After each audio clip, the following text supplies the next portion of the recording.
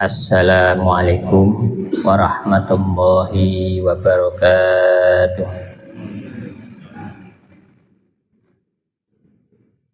Bismillah, alhamdulillahirabbil alamin. Wa afdhalus shalah wa atamut taslim ala sayyidina Muhammadin wa ala alihi wa ashabihi asma'in. Wala hawla wala quwwata illa billahil alil azim. Allahumma akhrijna min dhulumatil wahmi wa akrimna binuril fahmi wa zayyinna bil hilmi waj'alna minal ladzina yastami'una al-qawla fayattabi'una ahsanah. Amin. Amma ba'du. Jamaah salat zuhur Masjid Agung Jawa Tengah 2 An-Nur yang dimuliakan Allah Subhanahu wa ta'ala. Alhamdulillah, kita masih diberi sedemikian banyak nikmat oleh Allah Subhanahu wa ta'ala, sehingga sampai detik ini kita masih di tempat yang merupakan bagian dari permukaan bumi yang paling disukai oleh Allah Subhanahu wa ta'ala. Berdasar hadis, ahabbul bilad ilallah masajiduha. Rasulullah sallallahu alaihi wasallam bersabda, ahabbul bilad ilallah masajiduha. Tempat daerah permukaan bumi yang paling dicintai Allah adalah masjid-masjidnya Allah Subhanahu wa ta'ala. Dan alhamdulillah, saat ini kita di Masjid Agung Jawa Tengah 2 ini untuk belajar, untuk jamaah, untuk kemudian meramaikan masjidnya Allah Subhanahu wa ta'ala. Tentu di samping itu kita niatkan juga untuk iktikaf di masjid ini, supaya selain kita dapat ilmu, duduknya kita bernilai ibadah. Di sebagian masjid itu sering ada ditulis nawaitul i'tikafa lillahi ta'ala, nawaitul i'tikafa fi hadzal masjidi lillahi ta'ala, untuk mengingatkan jenengan sedoyo begitu masuk masjid, langkah kaki pertama berdoa, Allahumma sholli ala sayyidina Muhammad, Allahumma ftahli abwaba rahmatik. Di hati niatkan iktikaf, tidak perlu nunggu sampai dari pintu, nunggu sampai di sini baru sholat tahiyatul masjid baru niat iktikaf. Tidak usah, begitu masuk langkah pertama berdoa, Allahumma sholli ala Muhammad, Allahumma ftahli abwaba rahmatik, niat iktikaf. Jadi setiap langkah dari sana sudah bernilai pahala, karena jauh ini, langkah dari sana sampai sini ini jauh. Jangan sampai terlewatkan sedikit pun kebaikan. Jadi jenengan kalau dari sana sudah niat iktikaf, langkah itu sudah langkah-langkah yang tambahan pahala beriktikaf. Berbeda kalau kita masuk masjid, berdoa masuk masjid, cari tempat di sini, sholat sunat tahiyatul masjid baru niat iktikaf, terlewatkan tadi. Alhamdulillah, kita lanjutkan kajian siang hari Rabu ini dengan fikih ibadah. Kemarin kita membahas bersuci, prasyarat bersuci itu dengan airnya harus air yang suci, mensucikan. Nah, yang disucikan apa? Karena prasyarat sholat itu, ibadah itu harus suci dari najis. Maka kita akan bahas bersuci dari najis. Karena ada bersuci dari najis dan nanti ada juga bersuci dari hadas. Kita akan memulai dulu bersuci dari najis. Syarat sahnya sholat, tubuh kita, pakaian kita, apa yang menempel di tubuh kita, tempat kita sholat harus suci dari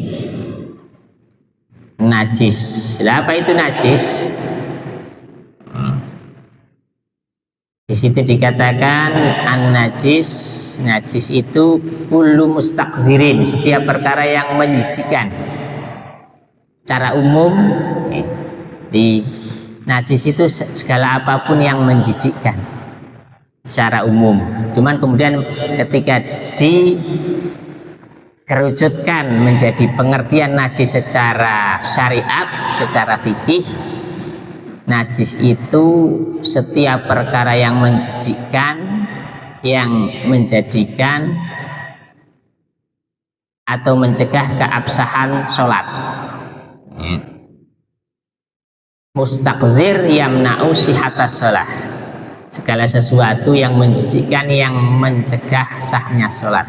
Ketika ada hal itu menjadikan sholatnya tidak sah, itu namanya najis. Ada contohnya darah, contohnya percikan air kencing. Secara umum kita akan bahas najis itu secara umum banyak sekali. Cuman kita akan tampilkan yang penting, yang berlaku seharian, yang kita sering ketemui.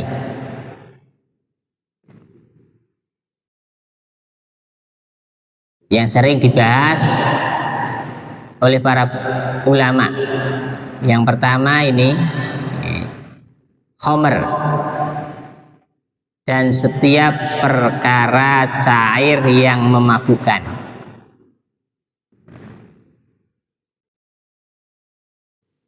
Di khamr atau setiap segala sesuatu cairan yang memabukkan, miras, minuman keras. Karena khamr itu dalam pandangan syariat, khamr itu hanya ma yutakhadhu min ainab, apa yang dibuat, dihasilkan dari fermentasi anggur. Itu aslinya khamr itu. Cuman karena perkembangan manusia itu dalam memproduksi apapun kan berkembang, termasuk memproduksi miras juga berkembang. Yang memabukkan tidak hanya anggur, karena kalau anggur mahal. Akhirnya muncul ada oplosan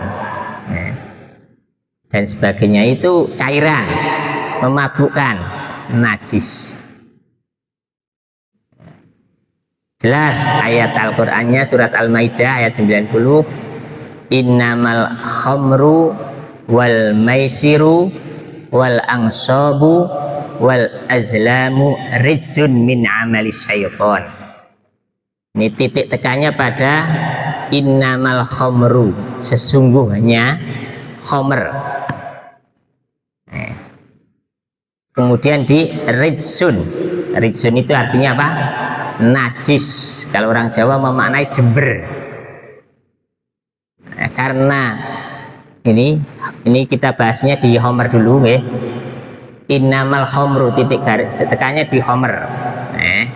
Itu segala sesuatu minuman yang memabukkan, itu dikatakan rijsun, najis. Dan orang yang mengkonsumsi itu min amali syaitan, pekerjaan setan. Maka Allah Subhanahu wa taala menegaskan fajtanibuhu, jauhilah. Disimpulkan ketika ada larangan, kaidahnya al aslu fil nahyi lit tahrim. Segala sesuatu larangan itu kesimpulannya adalah haram. Ketika di dalam ayat Al-Quran, hadis ada larangan, secara umum setiap larangan itu apa? Kalau dilakukan itu haram. Fajtanibuhu. Kalau ingin apa? La'allakum tuflihun. Ini saya sampaikan karena sampai saat ini banyak generasi muda niku yang apa? Coba-coba mendem. Kemarin yang ditangkap di kota ketika demo itu anak-anak kita mendem sedaya niku, Pak. Ini apa? Termasuk hal yang perlu kita resahkan. Maka di sini itu dari sisi fikihnya khamr itu najis. Minuman keras itu najis. Jadi khamr atau setiap perkara cair yang memabukkan, miras itu najis. Tetapi kalau perkara itu tidak memabukkan tetapi tidak berupa cairan, tidak najis sekalipun haram. Misalnya apa? Narkoba, ganja, itu tidak najis, cuma apa? Haram. Yang najis itu yang mirasnya, karena ayatnya jelas khamru.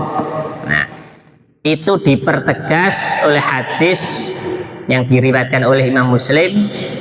Rasulullah SAW, kullu muskirin khamrun. Setiap perkara yang memabukkan itu dihukumi khamr. Karena memang asalnya khamr itu segala yang memabukkan cuman yang terbuat dari anggur.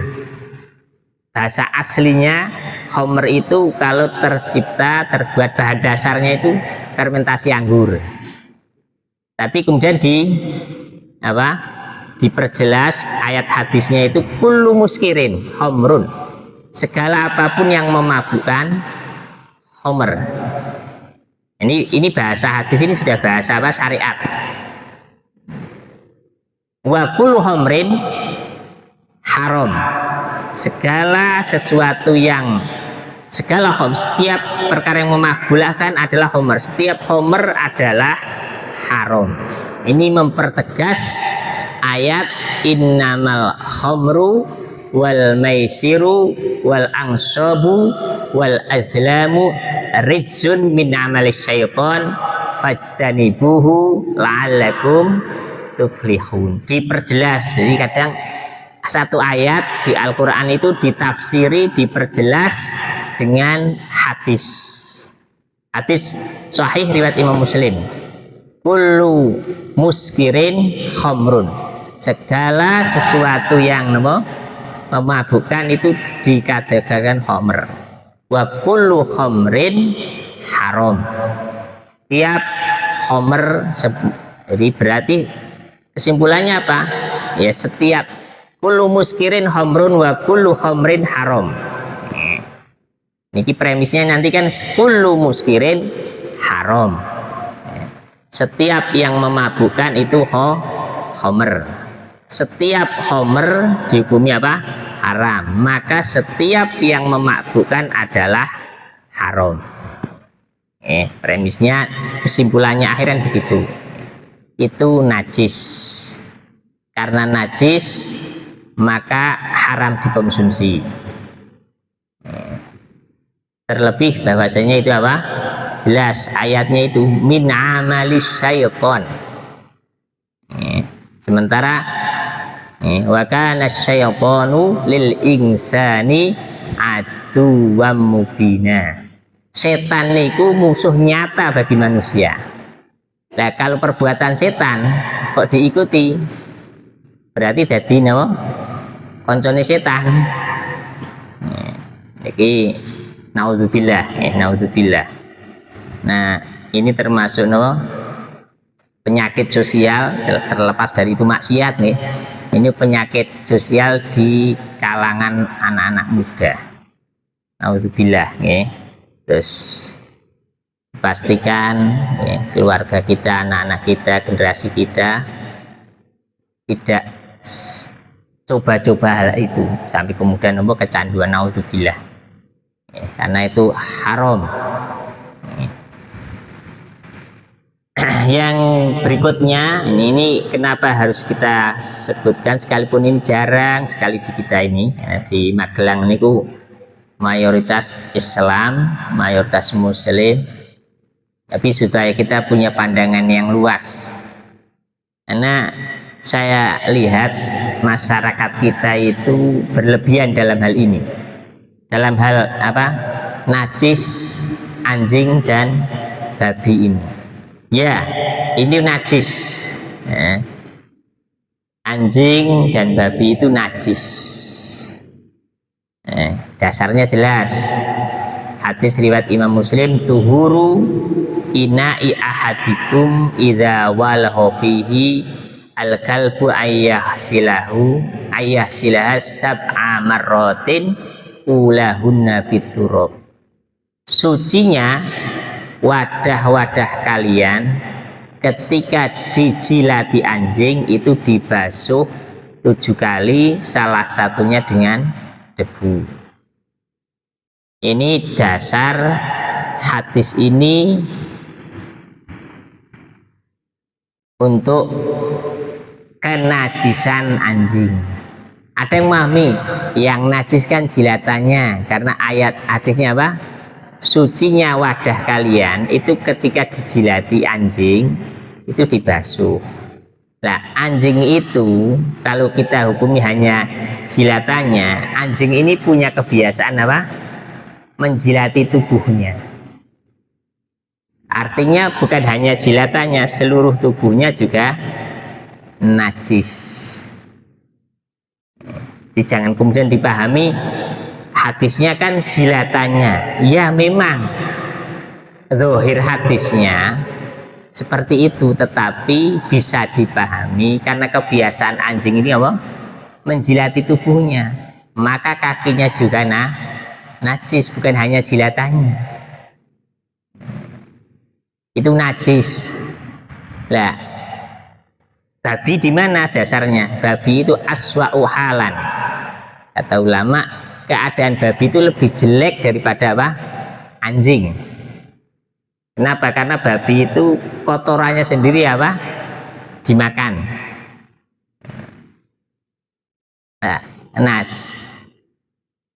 anjing itu najis, ya. Tetapi bukan berarti sebagian masyarakat ini yang kadang kita sesalkan. Begitu melihat anjing antipati, tuh ya, diburu dibunuh. Boten bareng.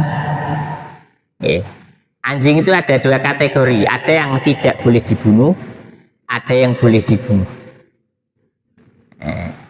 Di ulama mengkategorikan anjing itu ada yang muhtarom, yang dimuliakan, ada yang ghairu muhtarom. Yang ghairu muhtarom itu tidak dimuliakan, artinya tidak boleh dibunuh. Anjing yang terlatih, yang tidak pernah mengganggu, itu haram dibunuh. Jadi kalau ada di satu desa kemasukan anjing, ini kalau di sini mesti ada pemiliknya. Artinya anjing yang tidak mengganggu itu, tidak menyerang, itu tidak boleh dibunuh, itu dimuliakan. Artinya dimuliakan itu tidak boleh dibunuh. Jadi bahkan kalau tadi kan ada anjing yang mengganggu, yang menyerang, itu boleh dibunuh. Nah, disamakan dengan anjing min sewu, ada al hayawan ghairul muhtarom. Jadi dikategorikan dalam fikih itu hewan yang tidak dimuliakan, artinya boleh dibunuh. Salah satunya anjing yang yang mengganggu, yang menyerang. Sisanya apa yang berikutnya itu? Manusia, tarikus sholah, orang yang meninggalkan sholat, itu termasuk kategori hewan yang tidak dimuliakan. Hukumnya kayak menungso nih. Nek Mbah Romo Agung, Mbah Romo Agung niku nyebutake napa? Orang Islam kok tidak sholat nih napa? Babi, celeng. Iku Mbah Romo Agung.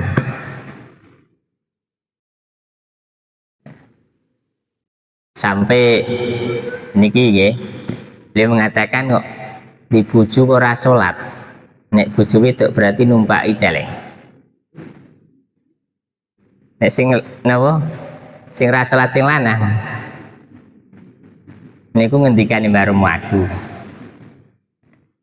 Artinya penting sholat itu karena apa? Orang yang tarikus sholat itu ada dua keadaan.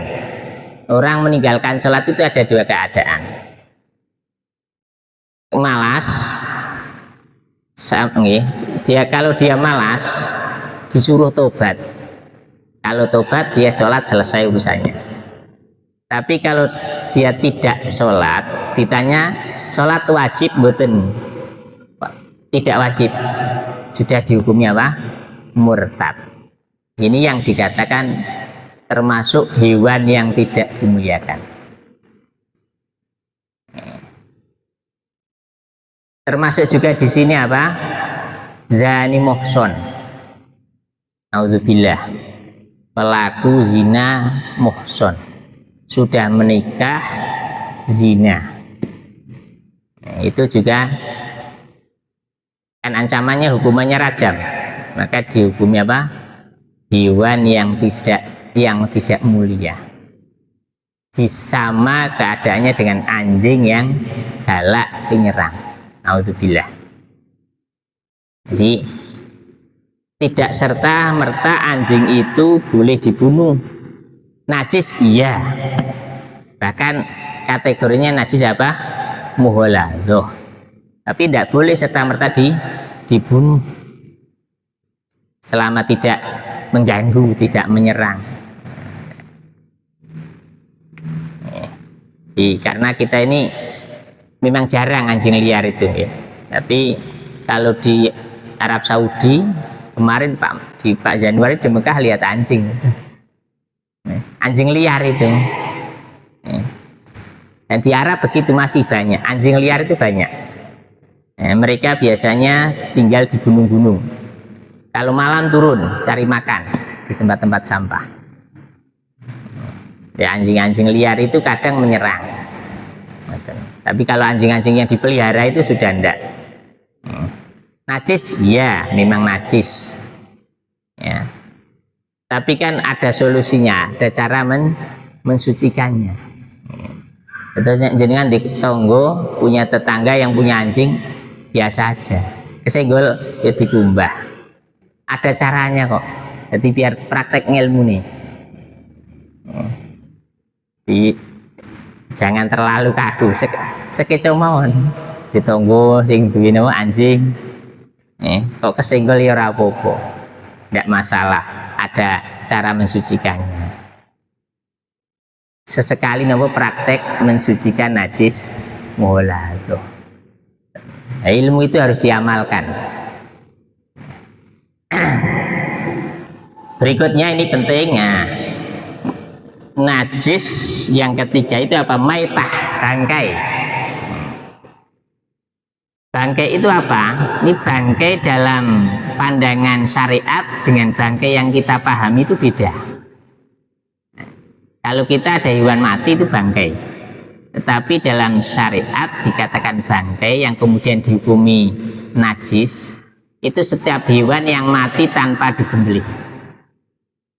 Jadi ada ayam ditabrak motor mati, itu bangkai, haram, najis. Tapi ayam disembelih bukan bangkai. Kambing disembelih kemudian dikuliti, terus dagingnya dipotong-potong, misalnya dagingnya tidak dicuci langsung disate, tidak masalah. lebih enak daripada dicuci. Oke. Itu tidak bangkai. Jadi selama disembelih sesuai dengan penyembelihan yang ada, itu tidak dikatakan apa? Bangkai. Yang dikatakan bangkai itu setiap hewan yang mati tanpa disembelih secara yang benar. Jadi kalau ada ayam, ini hati-hati. Penyembelihan ayam ini dipastikan tempat penyembelihan ayam itu sudah bersertifikat halal belum. Kalau belum, harus dipastikan penyembelihannya benar. Kalau penyembelihannya mboten leres, tidak sesuai dengan syariat, tidak terpotong dua urat nafas dan urat makanan, itu dihukumi maitah atau bangkai. Jelas ayatnya, hurrimat alaikumul maitatu, al-maidah ayat 3, diharamkan bagi kalian bangkai. Nah, bangkai dalam takrif pengertian ulama ini apa? Setiap hewan yang mati tanpa disembelih dengan benar. Ayam mati ditabrak, itu bangkai. Atau bahkan ayam disembelih cuman penyembelihannya itu tidak sempurna. Ya. Bisa jadi didapati, kadang ada. Ya. Karena konsumsi ayam di masyarakat itu kan tinggi. Di setiap hari penyembelihan itu banyak, ngejar banyak itu, asalnya akhirnya nyembelihnya asal gitu aja, tidak terpotong salah satu dua urat itu, mati, itu bangkai. Atau kadang begini,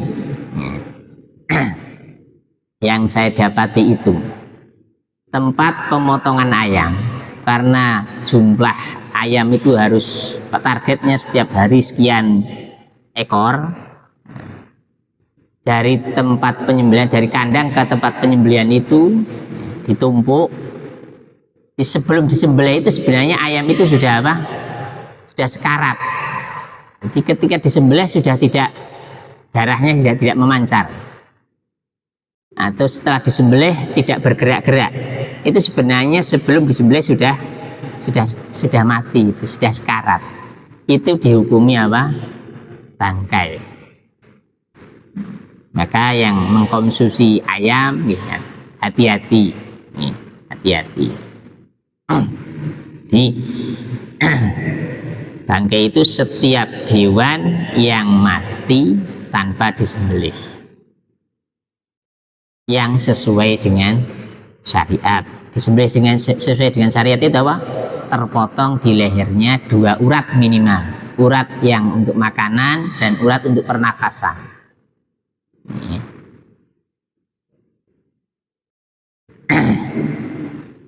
Ini najis. Ketika najis haram dikonsumsi. Ada bangkai yang tidak najis. Bangkai apa? Manusia. Batang menungso niku mboten najis.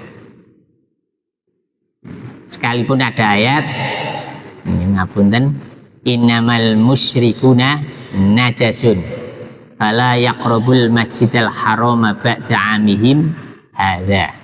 Sesungguhnya orang-orang musyrik itu najis. Ayatnya zahir begitu, tetapi ditafsiri orang musyrik, orang kafir najis i'tiqadnya, bukan fisiknya. Di batang menungso niku mboten najis. Karena apa? Karena ayatnya walaqad karramna bani adama, surat Al-Isra ayat 70. Allah sudah memuliakan manusia, memuliakan anak keturunannya Adam. Jadi ini ditafsiri ayat Al-Isra ayat 70, walaqad karramna bani adama fil barri wal bahri. Itu ditafsiri kemuliaan itu bahwasanya manusia itu fisiknya ketika hidup itu suci, ketika mati pun suci.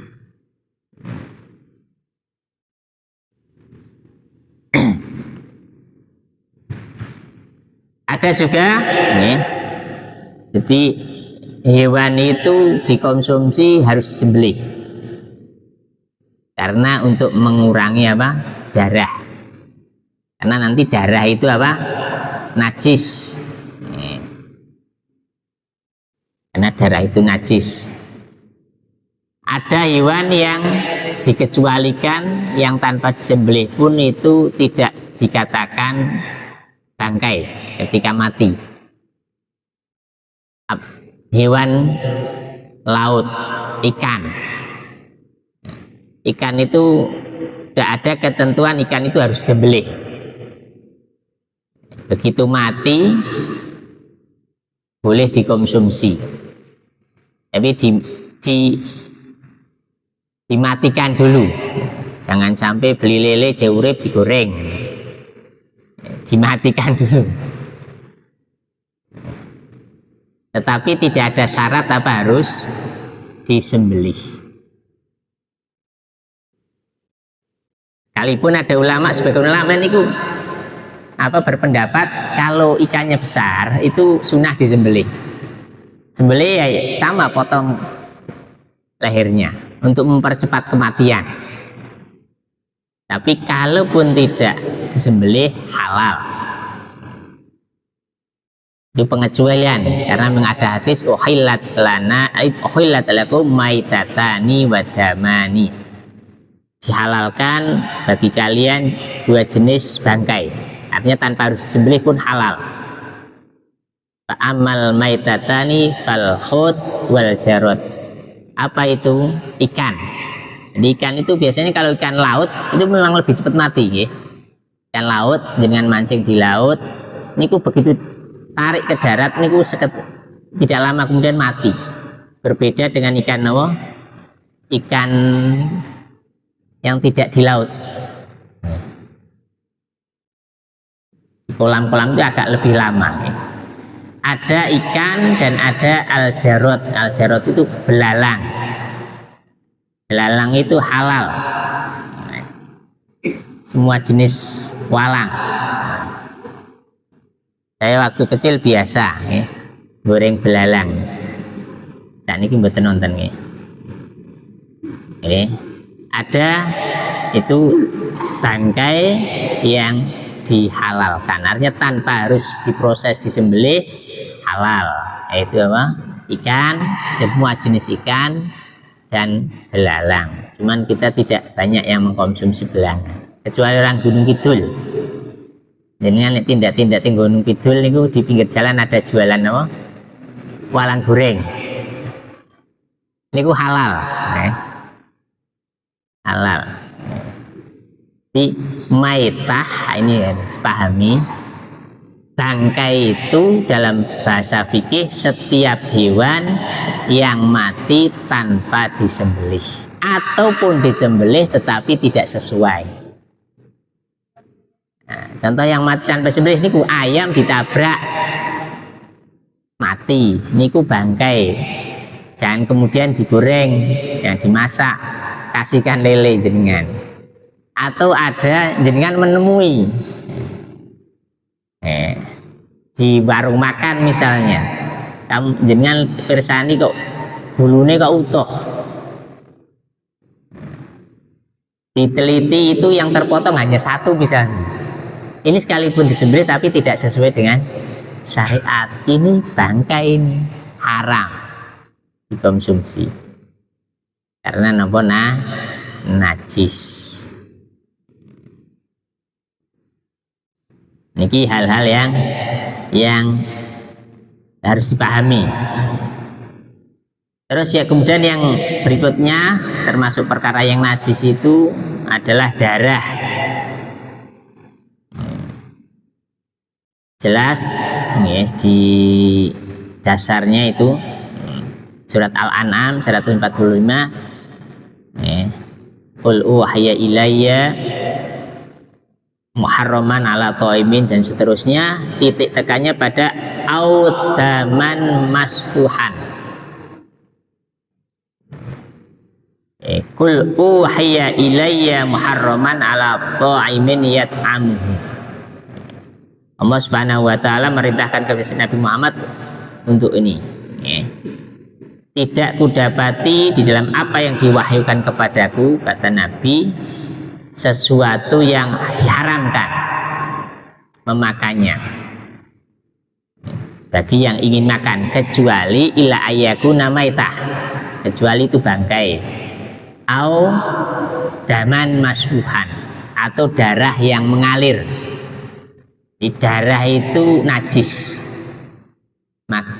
karena haram dimakan. Karena ayatnya itu haram dimakan, jatuhnya apa? Najis. Darah yang mengalir, karena ada darah yang tidak mengalir, yang nanti kemudian termasuk perkecualian, yaitu al-kabid wadamani, al-kabid wat-tohal. Itu hati dan limpa. Ini kan sebenarnya darah itu, tapi tidak masfuhan, tidak mengalir. Kalau mengalir tapi sudah dikentalkan, ya tetap haram. Di sebagian masyarakat ada nyembelih ayam itu ditadai, ditadai terus diproses jadi apa? Dideh, haram. Itu dijual di sebagian angkringan, itu ada, tapi tidak di sini, di Magelang sedikit itu. Daerah Solo Raya itu conten. Itu haram karena itu daman masfuhan, darah, dan tidak sehat sebenarnya. Ada daman masfuhan, ada yang darah yang tidak mengalir. Apa darah yang tidak mengalir itu dijelaskan oleh hadis al-kabid wattihal. Jadi limpa dan hati niku mboten haram. Nah, kalau darah yang menempel di daging sapi, di daging kambing, itu najis cuma dimakfu, karena tidak ada kemudian daging itu dipotong-potong sekalipun sudah disembelih, tidak ada darahnya, tidak mungkin, mesti ada darahnya, cuman sedikit, maka dihukumi makfu. Boleh jenengan daging kambing ini kok tidak usah dicuci, langsung digoreng, disate, tidak masalah, tidak ada darahnya itu lebih enak daripada kalau dagingnya ini dicuci dulu. Saya setuju nih, di sate ini kan tidak dicuci ya, dipotong-potong digantung biar darahnya netes habis, tidak masalah, itu darahnya najis cuma dimakfu. Terkait dengan najis secara umum ada tambahan, ada air seni, kotoran manusia dan hewan, dan ada kullu juz'in infasol.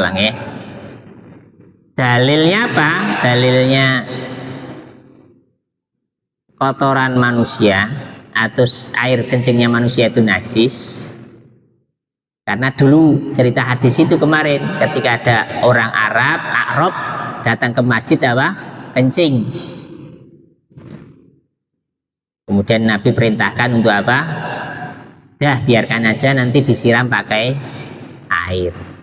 Itu dalil bahwasanya air kencing itu air itu najis, karena Nabi memerintahkan untuk menyiram tempat itu dengan air. Kalau air kencingnya najis, tentunya kotorannya ya najis lebih-lebih. Kenapa? Kalau orang BAB itu mesti kencing, tetapi kalau orang kencing belum tentu BAB. Kalau orang BAB itu mesti sekaligus kencing lah. Aswa akbar, lebih besar daripada itu. Jadi air kencing aja najis, apalagi hal itu najis. Hadisnya kemarin, hadis Nabi perintahkan sahabat untuk menyiramkan tempat bekas kencingnya orang Arab, orang Badui. Dan terakhir, setiap bagian tubuh hewan yang dipotong ketika masih hidup. Ya, ada orang kok pengen soto buntut, sapi ini tonggone ketok buntutin, masih hidup, itu najis. Makuti amin bahimatin fahuwa maitah, apa yang dipotong dari hewan hidup itu dihukumi bangkai, kecuali ada pengecualian, ada bulu-bulunya itu boleh, bulu-bulunya ya. Kemoceng itu tidak najis. Kemoceng kan ada sebagian dari bulu ayam ya. Bulu ayam ini diambil ketika masih hidup atau sudah mati nih? Mati ya. Dulu kan disimpan orang dulu itu, bedoli pitik disimpan, mangke didol anu. Zaman dulu. Ini secara umum nasi seperti itu. Untuk pertemuan hari Rabu yang akan datang, cara membersihkannya. Jadi titik tekannya nih nggih di bangkai ini, karena kita sering temui ayam itu tidak disembelih secara benar, itu dihukumi apa? Bangkai, haram, najis ya. Ada yang perlu ditanyakan, monggo. Ji.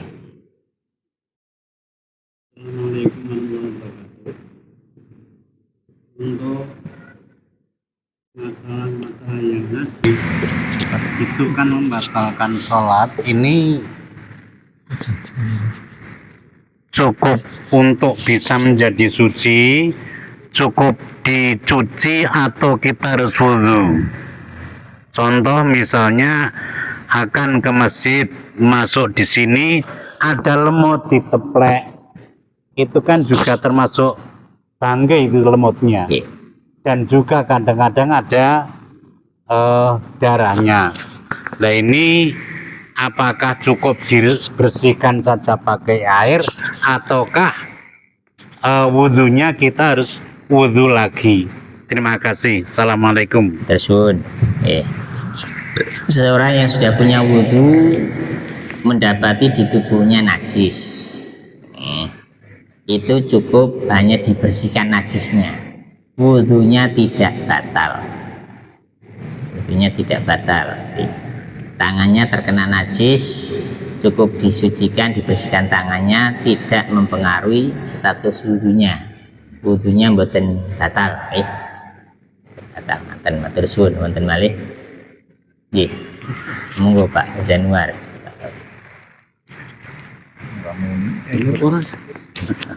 Assalamualaikum warahmatullahi wabarakatuh. Waalaikumsalam. Tadi dijelaskan bahwa khomer itu, khomer ya, Ya. khomer itu haram dan najis.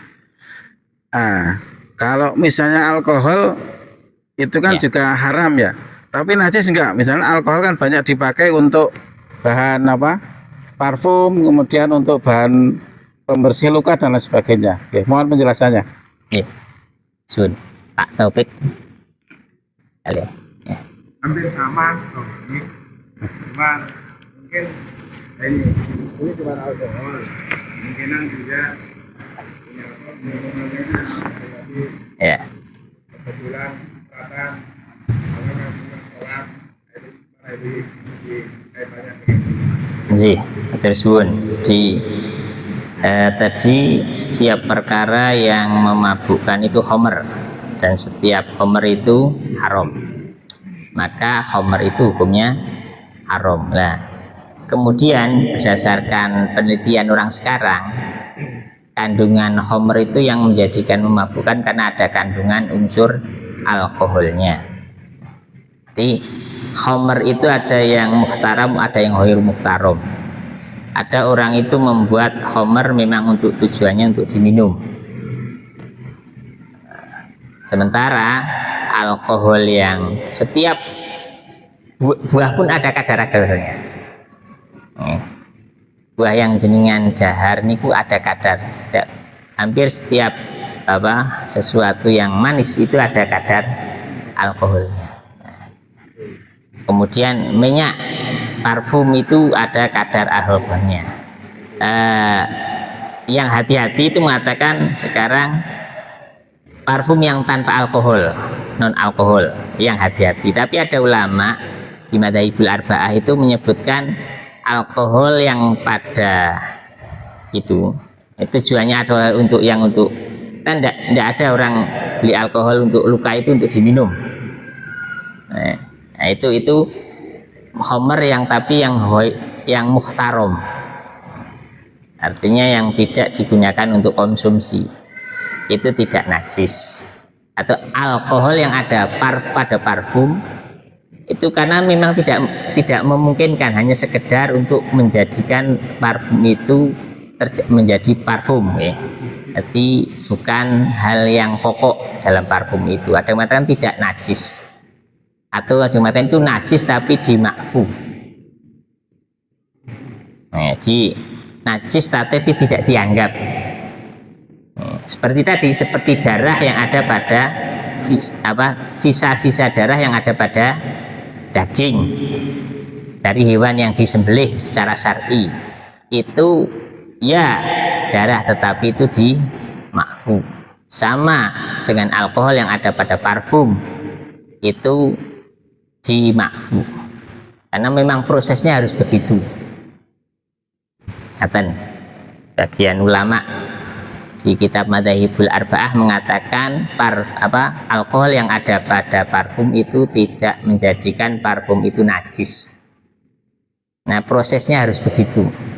Dan itu alkohol itu sekedar pelengkap saja, bukan faktor yang dominan. Ngaten. Bersun. Kap nggih. Kita tutup. Wallahu a'lam. Subhanakallahumma bihamdika asyhadu an la ilaha illa anta astaghfiruka wa atubu ilaik. Assalamualaikum warahmatullahi wabarakatuh.